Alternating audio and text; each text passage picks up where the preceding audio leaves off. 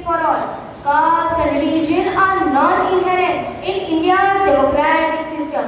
In fact, our constitution enshrines secularism and equality.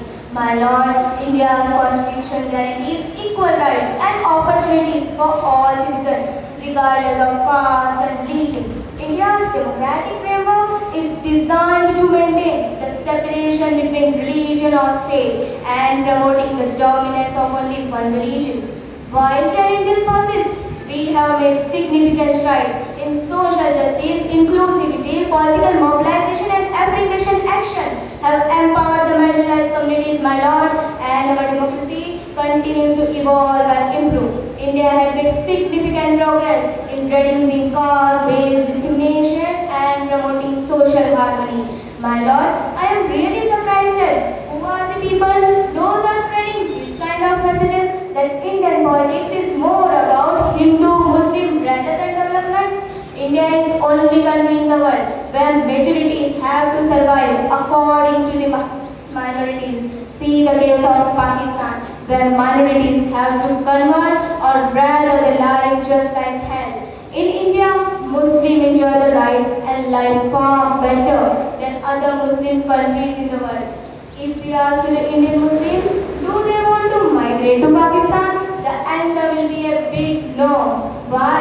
Because of the lives and rights they enjoy here. Even ask any so-called Pakistani leader, they even will not choose Pakistan because they know the reality. It is a propaganda spread by certain classes about Hindu, Muslim rather than politics, my lord, about Hindu, Muslim rather than politics. More people from diverse backgrounds, including the marginalized communities, are involved in political process which reduce the influence of caste-based discrimination in politics.